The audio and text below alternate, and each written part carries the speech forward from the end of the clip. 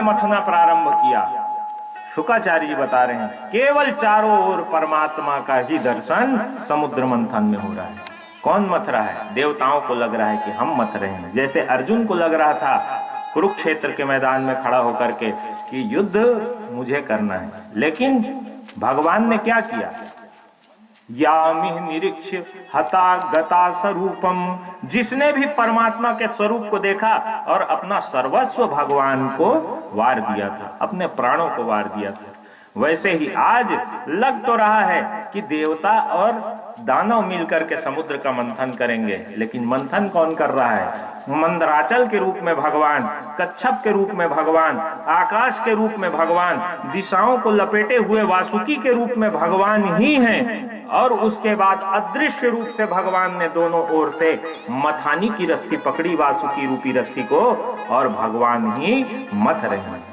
शुकदेव जी बता रहे हैं राजन परीक्षित, ये तो केवल भ्रम है कि अन्य कोई कुछ करता है संसार में, परमात्मा ही सब कुछ करने में समर्थ है, दूसरा कोई कुछ करता नहीं है। तो इस प्रकार से मंदराचल पर्वत को लाकर के मंथन प्रारंभ हुआ। अब जैसे ही मंथन प्रारंभ हुआ तो वासुकी नाग की फुफकार से घर्षण हुआ। घर्षण हुआ तो वासुकी के भीतर से अग्नि निकलने लगी, आग निकलने लगा, और मुख को लेकर के दैत्य खड़े हुए हैं। और जैसे ही आग निकला तो जलने लगे, झुलसने लगे, झुलसने लगे। अब कहने लगे भैया ये तो आग निकल रहा है यहां से। बोले कैसे? फिर क्या किया जाए? इस मुख को पकड़ पाना संभव नहीं है, तो बहुत कठिन काम है। अरे वो अच्छा बोल रहा था कि पूंछ को पकड़ लेते, देखो देवताओं की तरफ कितना सुख से उन लोग खींच रहे हैं और हम लोग की तरफ आग निकल रहा है। तो फिर क्या किया जाए? बोले क्या हम लोग फालतू में बड़े बाप का बेटा बनने के चक्कर में हम लोग पीस रहे हैं। और अगर बड़े बाप के बेटा नहीं बने होते, छोटे बन जाए होते, बन गए होते छोटे हम लोग, तो बन गए होते अगर छोटे, तो हमको ये लाभ मिल जाता कि हमको आज जलना नहीं पड़ता। कहने का अर्थ ये है जो छोटा बनता है उसको हमेशा लाभ की प्राप्ति होती है, वो हमेशा फायदे में रहता है। लेकिन बड़ा बनने के चक्कर में हम लोग जीवन भर अग्नि में जलते रहते हैं। घर में कोई दबाव रहता है, किसके ऊपर रहता है? बड़ों के ऊपर रहता है, ज्येष्ठ के ऊपर डाल दी जाती है कोई बात। सियान गुरुआ का सोते की थे नहीं, सियानी करते थे ना। क्यों? कोई भी बात आएगी तो उसी के ऊपर आएगी घर में। इसीलिए बड़ा बनने का प्रयास नहीं करना चाहिए, सारी जिम्मेदारी उठानी पड़ती है। अब आग को झेलने की जिम्मेदारी हम लोगों को उठानी पड़ रही है। कहे अब क्या किया जाए? तो अब तो कुछ किया नहीं जा सकता।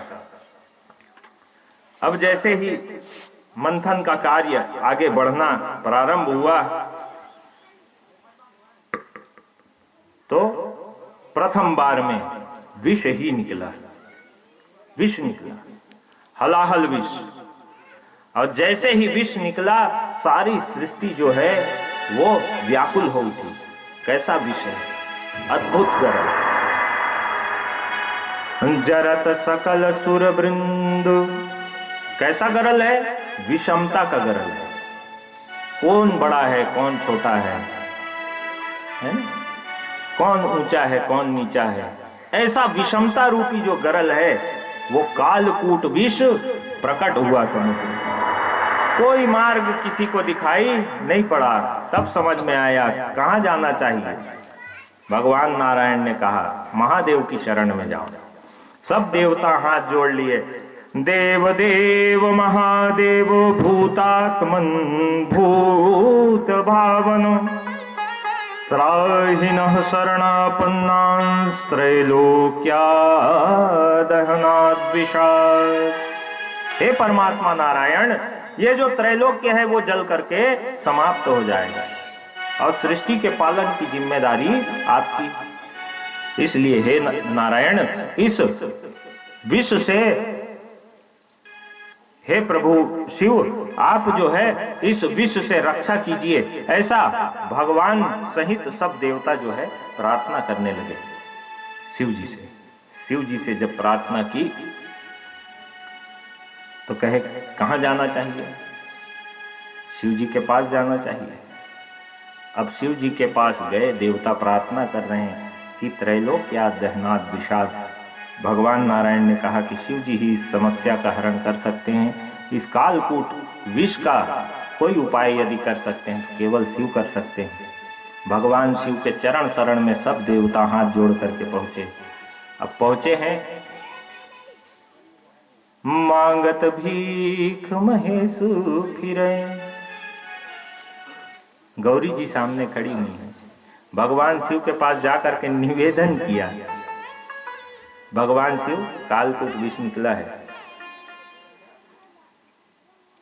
भगवान शिव ने कहा तो उसका कुछ उपाय करना है, और वो उपाय आपको करना है। उसको कोई ग्रहण नहीं कर सकता, आप ही हो जो ये सब कर सकते हो। अजरता अमरता का जो गुण है वो केवल आप में है। इसलिए कालकूट विष का समन यदि कहीं हो सकता है केवल आपके पास हो सकता है। कहे सुनो, अब हमारा हो चुका है विवाह। भगवान शिव ने कहा हमारा हो चुका है विवाह, अब बिना पत्नी से पूछे कोई काम हमसे हो नहीं सकता। क्यों? आय व्ययौ धान्य धनादिका नाम पृष्ठवा निवेशे प्रगृहं निदध्यात् वामांग मायामि तदा त्वदीयं जगाद कन्या वचनम चतुर्थम।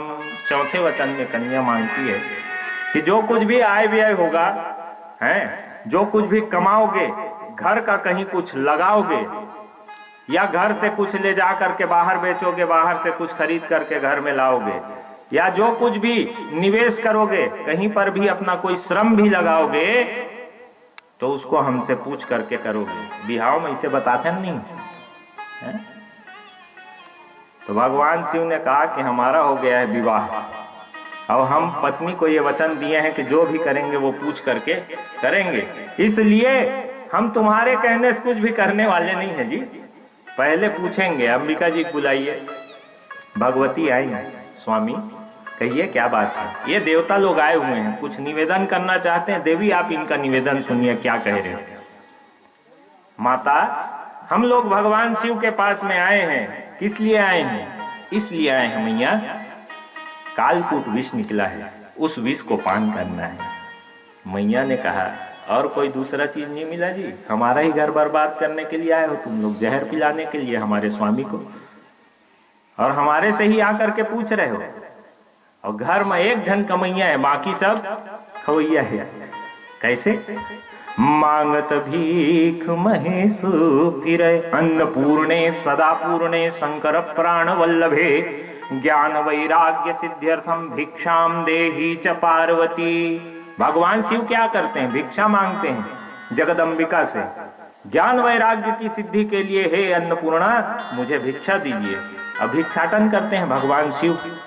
मांगत भीख महेशु फिरे घर में नहीं एकऊ अन्न अधेला। ये भिक्षा मांग करके लाते हैं तब मेरा कहीं घर चलता है। क्यों? जो मुख एक तो पूर परे, और एक मुंह रहे तो पूरा भी पड़े। एक झन कमैया औ खवैया कत का जन, मुख ही मुख को घर माही झमेला। और इतना बड़ा घर है और यहाँ खाने ही वाले हैं सब के सब, तो ये बहुत झमेला की बात।